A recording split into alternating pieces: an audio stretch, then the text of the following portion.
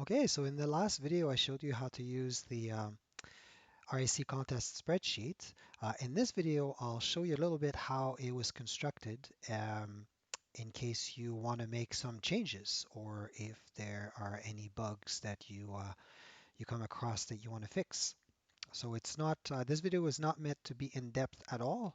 I just want to show you a few basic things of where some things are hidden in case you want to troubleshoot or make changes yourself. So the first thing to notice is the little square here on the left side of where the tab label is. And that basically means that the sheet is protected so that you can't make changes to cells that I've protected basically. So anything in red is protected. Things in white may or may not be protected. In this sheet they are, but things in green I didn't protect so that you could type in. So if you want to make any changes, you need to unprotect the sheet first.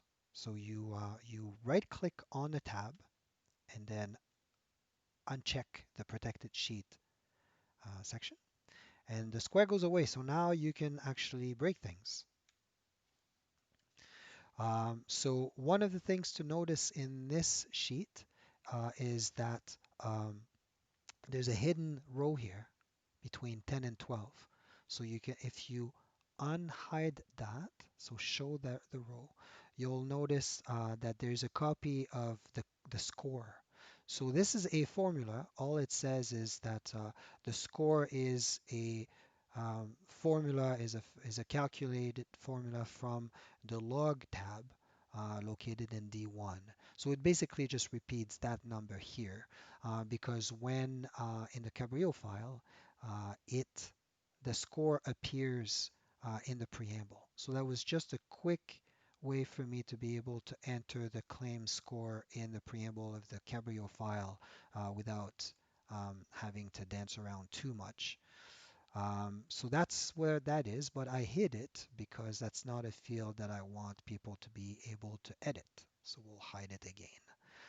In the log file itself, there's a lot more formulas going on.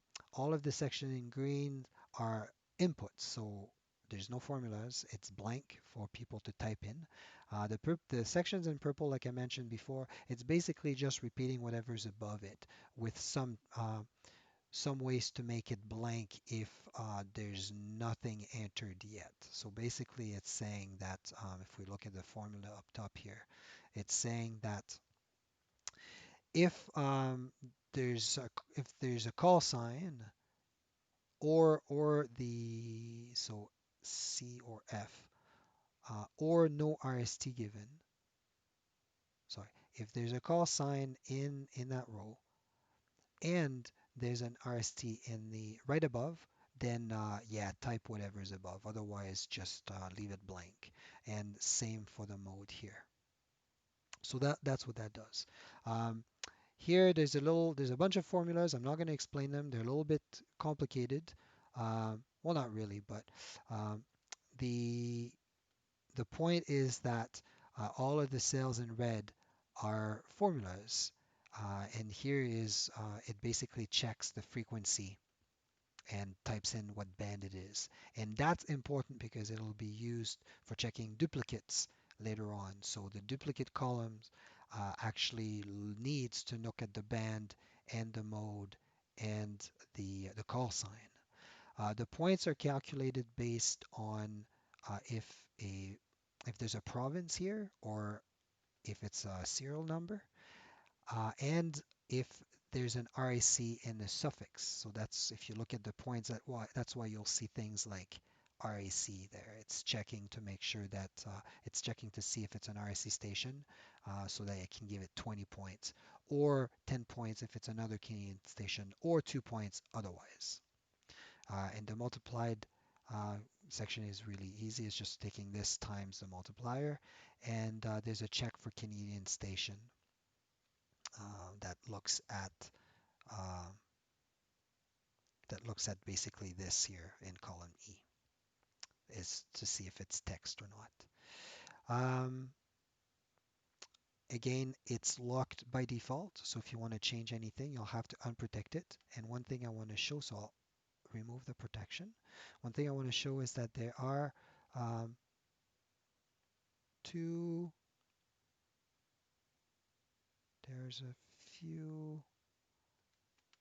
hidden columns here between M and O, so we'll show that. Um, Actually, the M should have been hidden. It's not really needed. Um, this is just a concat a lump of the call sign, the band, and the mode um, all put together, and that's what the duplicate looks at to make sure that this combination doesn't appear multiple times. So as long as this is unique, then it's uh, it's it's not a duplicate. So we'll go and hide those back because during the contest we don't really need to see any of that information, and we'll protect the sheet back again. Do the same thing here. Perfect. And the stats is basically kind of the same idea. So we'll unprotect the stats with protection. Um, but there's no hidden rows or hidden columns here. It's all just formulas to calculate the number of stations. So one thing that's important to notice here is that these numbers, they're not multipliers. They're the number of contacts. For example, that 2 here says that we've got 2 contacts that are from BC on phone on 80 meters. Um, and then we've got some totals here. So for example, this 4 here means that we've got 4 contacts from BC, whereas this 3 here means that we've got 3 contacts on phone on 20 meters. And the total number of contacts is calculated here, which is the same as the sum of all of those or the sum of all of these. And the multipliers, what it's basically doing is it's counting the number of non-zero entries. So it's not adding them, right? It's not 4. We don't have a multiplier of 4 for BC. We have a multiplier of 3 because there's only 3 areas that are not 0. So that's what that 3 means here. And then the total multiplier is the sum of all of these, which is 6. Or we can look at it a different way, and instead of looking by province, we can look by bands. I've got a multiplier of 2 for 20 meters phone, or a multiplier of 2 for 40 meters phone, and the total number of multiplier is the sum of all of these, which is also 6. So it's the same. It's basically the total of cell in this grid that are not 0, excluding the non-Canadian ones. They're part of the points, but they're not part of the multiplier. And the RAC is the same here. It's basically saying in the log, count how many are this V7 RAC, except for I had to tweak a little bit. Let's see, I'm just going to scroll down a little bit. There you go. For Newfoundland, because it's Newfoundland and Labrador. So it's counting VO1 as well as VO2 RAC. So it's adding those. It's looking for both of those and then adding the points. So we'll lock that back. So far all we've looked at are formulas. Now the last part is the creation of the Cabrio file itself. So to access the code for this, you go to Tools and Macros, and then Edit Macros, and it's under the spreadsheet name here. We'll open that up under Standard, under Module 1, and click on Cabrio. So here is the code for um, for creating the Cabrio file. So I won't go in details with the code, but I'll just mention that anything that you see in gray is comments. So if you only read the comments, it'll kind of tell you a little bit of what the code is doing. So for example, the first thing is to get the path of where the spreadsheet is located. And this will be used to create the Cabrio file. So that's what this does.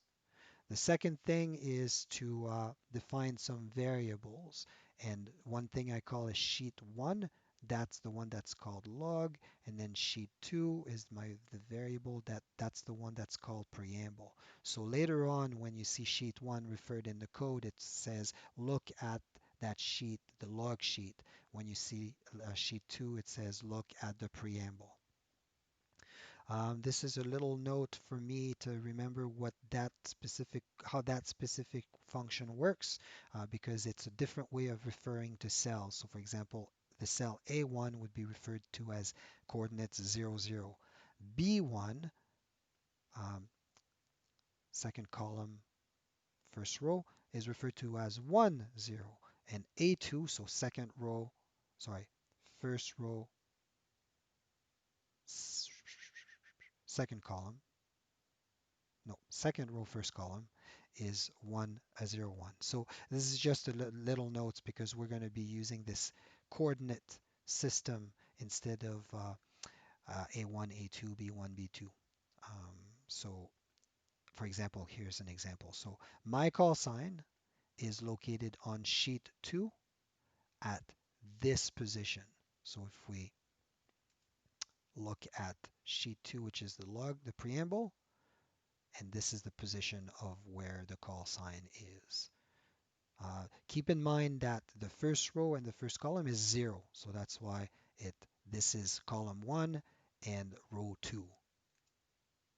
Column 1, row 2. So that's it. So if you just look at the comments and the code should kind of, even if you don't understand the code, at least you can see what it's doing. And the whole time, keep in mind that I am not a programmer. Most of this code I managed to kind of snag bits and pieces from Googling around. It's like, I want to do this. What's the syntax? How does it work?